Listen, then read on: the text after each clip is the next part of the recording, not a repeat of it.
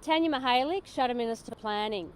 Today we're calling on the government to ensure that their investigation actually examines the planning approval process for this development site.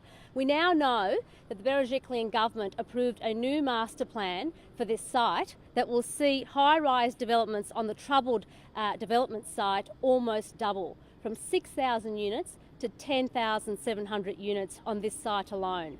It's absolutely imperative, for the sake of public confidence, that this government ensure that this investigation absolutely examines the planning approval process for this site. You can't just examine the structural defects. We need to be confident that the planning approval process was conducted thoroughly.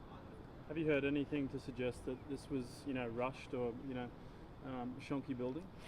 The concerns we have is this government won't release the terms of reference in respect to the investigation. We know that the engineers are looking at the precast concrete and the design, but we need to be confident that the planning process itself was conducted properly and thoroughly.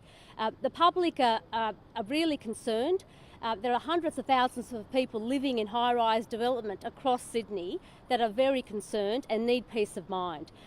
If it was up to the government, they'd have you believe that there's nothing to see here. Well, we can't unsee what we've seen to date.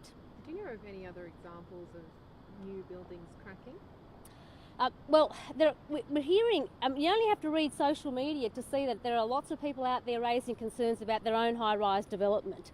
What we need to be confident is that the planning processes for this development was conducted properly. The government to date won't release the terms of reference. We don't know exactly what the engineers are examining. It appears to be that they're only examining the design and the precast concrete. We need to be confident that the planning processes for this site was conducted properly.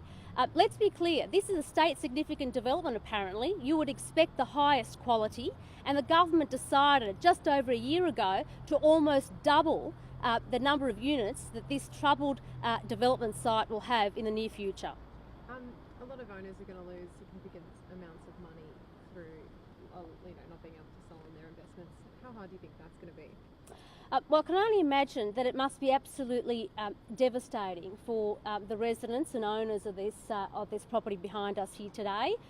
They need assurances. They need to be confident that somebody will be held liable for what has happened here. To date, we're not confident of that, and it's important that the taxpayer doesn't foot the bill here either. We need to be confident that either the developer or the builder or whoever is liable is actually held accountable.